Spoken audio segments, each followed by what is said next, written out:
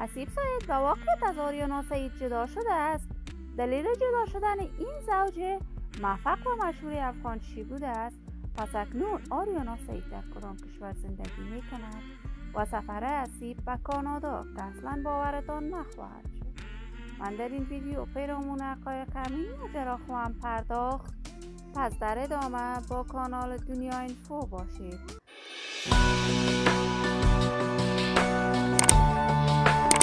سلام و سلامتی ایام به کامتان باد. شما را خوش آمدید میگم به یکی دیگر از ویدیوهای جذاب کانال دنیا اینفو.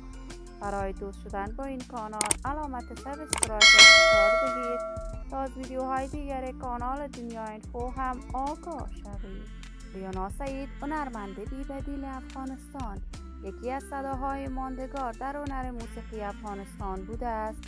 آریانا سعید هرچند سن زیادی نداشته است، ولی با آنکه کارهای هنریش به سطح ملی و بین المللی برگزار می شود، چندین بار در برنامه‌های رقابتی افغانستان من حیث داور و یاور اجرای وظیفه کرده است. آریانا سعید طرفداران و منتقدان هنری خاص خودش را داشته است. معمولا آریانا سعید بر سر پوشیدن لباسهایش همیشه مورد نقد و نظر قرار می‌گیرد، اما آریانا سعید هیچگاه در مورد این واکنش‌های طرفداران و منتقدانش طرف توجه قرار نگرفته است و بارها بیان کرده این زندگی شخصی خودم بوده است و هر طوری که خودم بخواهم زندگی خواهم کرد. جدیداً آریانا سعید سفرهای متعددی به امارات متحده عربی داشته بود. در آنجا آریانا سعید با مردان عربی رفتار نامناسبی داشته است که ویدیوهای آریانا سعید در صفحات مجازی نشر شده است. به همین خاطر حسیب از نامزدش، دوست و همکار دیرینه‌اش جدا شده است و به کانادا سفر کرده.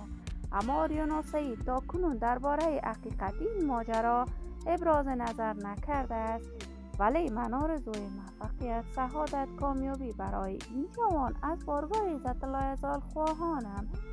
دوستان و همراهان خوبم، شما هم نظریات نیکتان را در بخش کامنت با من شریک می‌سازید.